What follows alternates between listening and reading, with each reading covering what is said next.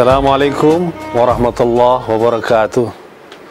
Segala puji bagi Allah, salawat dan salam semoga terlimpah kepada junjungan kita Nabi besar Muhammad sallallahu alaihi wasallam.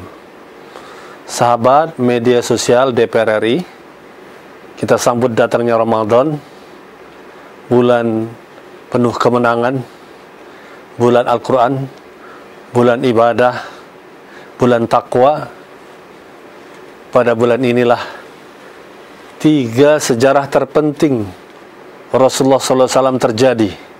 3 sejarah Islam terpenting terjadi, yaitu pertama, kerasulan baginda Muhammad SAW dimulai pada bulan Ramadan. Turunnya Al-Quran di Gua Hira, itulah turunnya ayat Al-Quran pertama kali, surat Iqra, terjadi di bulan Ramadan. Kerasulan Muhammad SAW dimulai dari bulan Ramadan. Rasulullah berdakwah 13 tahun kepada penduduk Makkah. Sebagian kecil menerima, sebagian besar menolaknya. Rasulullah dipaksa hijrah dari Makkah ke Madinah. Setelah 13 tahun di Makkah, beliau tinggal di Madinah. Dan di Madinah pada tahun kedua terjadilah peristiwa yang di luar dugaan Rasulullah dan di luar dugaan kaum kafir Quraisy, terjadinya peperangan Badar untuk pertama kali, yang kaum muslimin dan Rasulullah tidak siap untuk menghadapinya, tapi Allah mempertemukan mereka dengan kaum kafir Quraisy.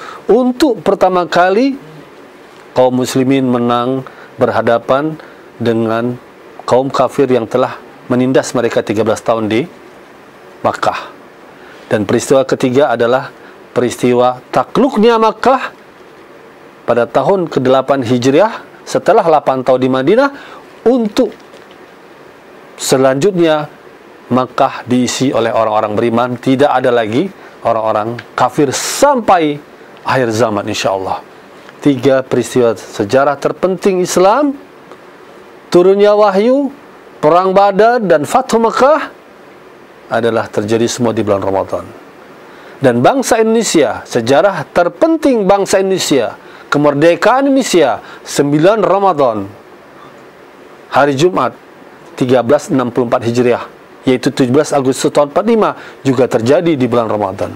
Oleh karena itu, kita sebagai muslimin, kita mengingat 3 peristiwa besar itu, dan kita pun mengingat kemerdekaan bangsa Indonesia. Marilah kita syukuri kemerdekaan bangsa ini dengan kembali menghidupkan semangat Ramadan. Ramadan adalah bulan kemerdekaan umat Islam, sebagaimana 17 Agustus adalah tanggal dan bulan kemerdekaan umat Islam. Oleh karena itu, saya mengajak kita semua, marilah umat Islam, bangsa Indonesia, muslimin terbesar dunia, kita hidupkan Ramadan ini untuk mengembalikan kemenangan kita sebagai umat dan sebagai bangsa, sebagai muslimin dunia, yaitu kita menghidupkannya dengan pesan Al-Quran, yaitu mendekatkan diri kita dengan Al-Quran. Karena syahrul Ramadan unzila fihil Quran. Marilah kita yang tidak pernah khatam di bulan lain, kita khatamkan. Yang sudah khatam, kita lebihkan khatam. Kita kaji, kita gali, kita buat pengajian di masjid-masjid kita, rumah kita, surau kita, ya. Mendekatkan diri kita kepada Al-Quran. Karena itulah ciri dari orang-orang yang bertakwa yang dijanjikan oleh Allah. La'allakum tattaqun. Buah dari Ramadan adalah orang takwa.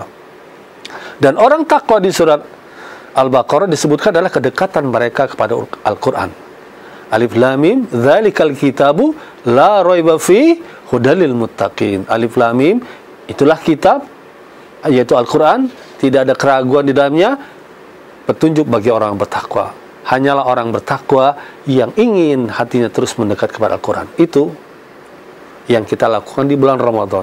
Yang kedua adalah puasa Ramadan kita. Rasulullah menjanjikan dalam hadis sahihnya, man shoma ramadhana imanan wa ihtisaban ghufira lahu ma taqaddama min dzanbi. Barang siapa orang yang berpuasa Ramadan karena iman, berharap ganjaran dari Allah, Allah akan ampunkan segala dosanya. Hadis yang pertama. Hadis yang kedua, kegiatan kita di bulan Ramadan adalah menghidupkan malam Ramadan. Dengan apa kita hidupkannya? Rasulullah berpesan, man man shoma ramadhana imanan wa ihtisaban, itu hadis pertama. Yang kedua, man qoma. Soma qoma. Soma berpuasa, qoma adalah tegak berdiri, menghidupkan malam kita dengan Ramadan, yaitu tarawih. Dan yang ketiga adalah menghidupkan 10 akhir kita dengan iktikaf untuk mendapatkan khairum min alfi syahr. Semoga kita semua mendapatkan Ramadan sebagai orang yang bertakwa. Amin amin ya rabbal alamin.